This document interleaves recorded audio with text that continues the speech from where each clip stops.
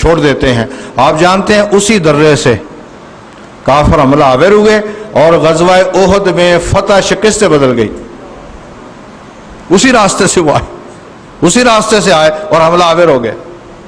اب جناب ظاہر ہے کہ صحابہ کی پریشانی، حضور کی پریشانی، اسلام کی پریشانی، آپ ناراض بھی ہوئے ان سے، صحابہ بھی ناراض ہوئے کہ تمہاری ڈیوٹی جب لگائی تھی۔ اب ظاہر ہے آپ ہی خود گواہ ہیں اس بات کے کہ ان کی بد نیتی نہیں تھی، ان صحابہ کا غلط ارادہ نہیں تھا۔ وہ اسی طرح دو صحابہ کا ملتا ہے نا کہ آپ نے فرمایا یہ کام کرنے جاؤ، اوالی مسجد قباء کہہ لو، اوالی شہر مدینہ کا ایک علاقہ ہے، اب بھی اوالی کے نام سے مشہور ہے، مسجد قباء کہہ لو۔ آپ نے اس علاقے میں دو صحابہ کو بھیجا اور حکم دیا کہ تم نے عصر کی نماز وہاں جا کے پڑھنی۔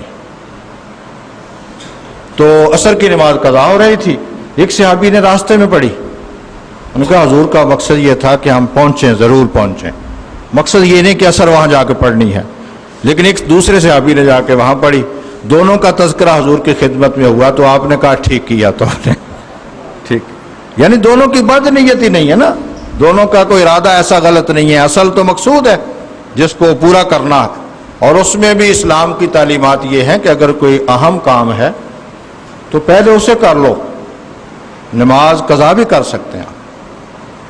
یہ جو صحابی ہیں حضرت عبداللہ بن رواحہ رضی اللہ تعالیٰ عنہ، حضور کے نعت گو شاعر، حضرت حسان بن ثابت چونکہ سٹیج پر آ کر پڑھنے والے ہیں، پریس میں چھپنے والے کہہ لو، ہوتا ہے نا دنیا میں، کوئی ٹی وی پر آ جاتا ہے، کوئی پریس میں چھپ جاتا ہے، ہم سمجھتے ہیں یہ سب سے بڑا عالم دین ہے، ہو سکتا ہے کسی دیہات میں سب سے بڑا عالم دین موجود ہو، یہ ہمارے تو معلومات ہی نہیں ہوتے نا۔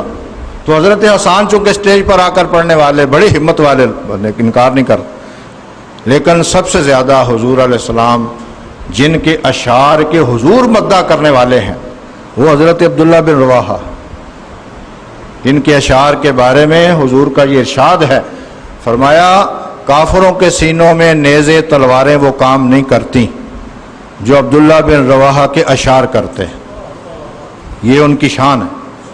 تو حضرت عبداللہ بن رواحہ کو آپ نے ایک لشکر کا سربراہ بنا کے بھیجا۔ آج کل کے نعت خانوں کو کہو نا کہ کوئی آؤ کام کریں، وہ کہتے ساڑا کام نعت پڑھنا ہے بس، لوگاں دیا جیباں کٹنیاں تہاڈا کام ہے، اور اگر تسی اتنی عاشق رسول ہو تو کدی تسی بھی کسی تحریک وچ حصہ لو۔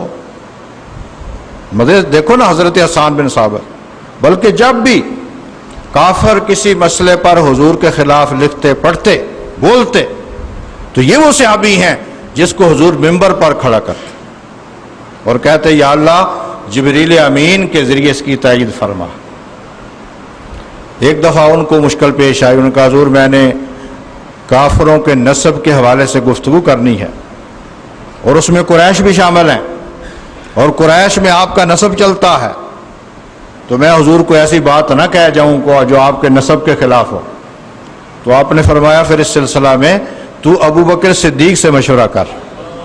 ابو بکر صدیق جو ہے وہ عربوں کے نسب کے سب سے بڑے ماہر آدمی، تو ان سے مشورہ کر لے تاکہ وہ تمہیں طریقہ سریقہ سکھا دیں گے کہ اس طرح یہاں سے گزرنا ہے۔ اس سے یہ بھی سمجھائی کہ نسب نبوی کا کس قدر احترام ہے، حضور کے نسب کا، حضور کے خاندان کا کس قدر احترام۔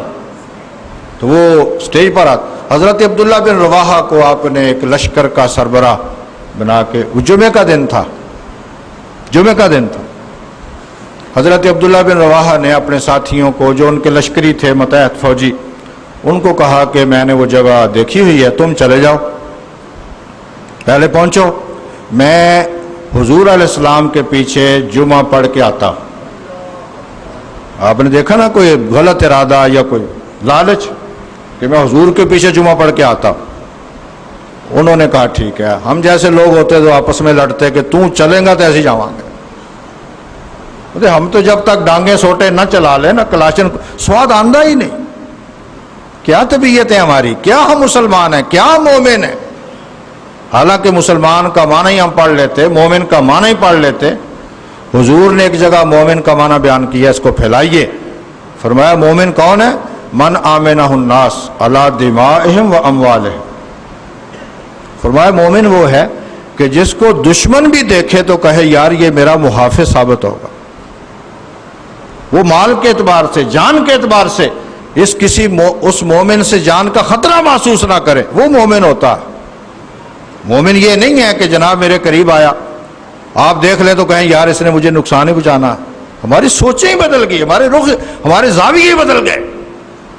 انہوں نے کہا تم جاؤ میں آتا ہوں. تربیت یافتہ تھے، وہ چلے گئے. سیدنا عبداللہ بن رواحہ رضی اللہ تعالی، وہ کہتے ہیں میں نے جمعہ پڑھا، جمعہ پڑھ کے آپ کی خدمت میں حاضر ہوا سلام عرض کرنے کے، حضور میں جا رہا ہوں. آپ نے فرمایا تو جمعے سے پہلے کیوں نہیں گیا؟ تجھے جب ڈیوٹی لگا دی تھی میں نے تو جمعے سے پہلے کیوں نہیں گیا؟ میں نے کہا حضور لالچ تھا کہ میں آپ کے پیچھے جمعہ پڑھ کے تو پہنچ جاؤں گا. آپ نے فرمایا عبداللہ بن رواحہ تو نے بے شک میرے پیچھے جمعہ پڑھا، حضور کے پیچھے جمعہ پڑھا. غور کر رہے ہو آپ؟ تسی کہو کہ میں تو داتا صاحب ہی بہنا ہے، آسمان ڈگتا ہے تو ڈگے، میں تو مدینہ پاک ہی بہنا ہے، کوٹھا ڈگتا ہے تو ڈگے. براہ راست کملی والے کے پیچھے جمعہ پڑھا. لیکن آپ نے فرمایا عبداللہ بن رواحہ وہ لوگ جتنا اجر پا گئے ہیں تو ان کے اجر کو نہیں پہنچ سکتا. سوچا کبھی آپ نے؟ ہم لوگ تو یہ کرتے ہیں یہ کام نہیں کرنا جی، میں غوث پاک کے مجاور بن کے بیٹھا ہوا، میں بلیاں والی سرکار کے پاس بیٹھا ہوا. کئی لوگ ہیں یہاں، ایک پتہ نہیں آیا، میں نے اسے کہا یار محنت اور کوشش کرو. کہتا ہے میں غوث پاک کی اولاد ہوں، غوث پاک جانے وہ جان موصلہ. اور یہ عجیب قسم کے تصورات ہیں یار امت مسلمان. ایک دفعہ یہ عراق گئے ہم بغداد شریف، مجھے اب تک یاد ہے، کافی بڑا قافلہ تھا.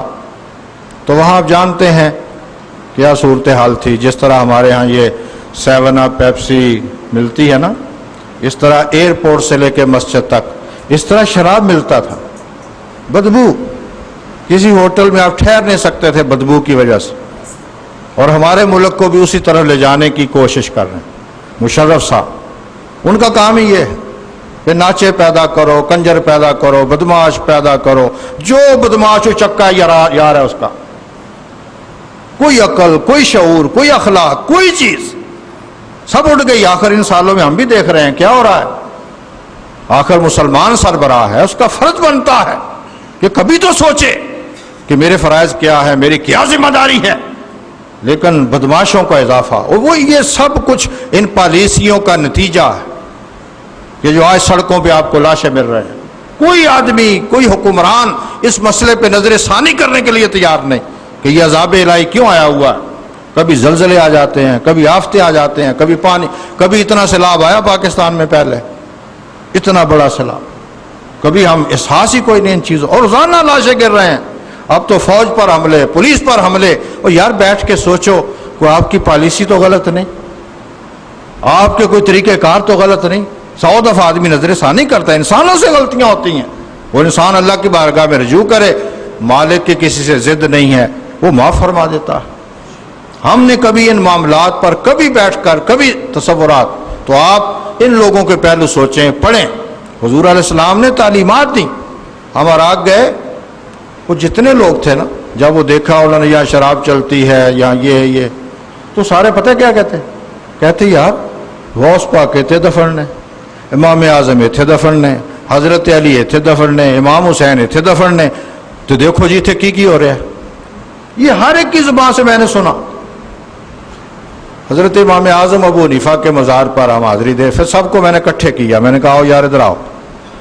میں نے کہا یار یہ لوگ، ان پر آپ اس طرح، یہ آپ بھی اچھی طرح پلے باندھیں بات، آپ بھی اچھی طرح. میں نے کہا یار جب یہ دنیا میں تھے نا تو یہ مکلف تھے.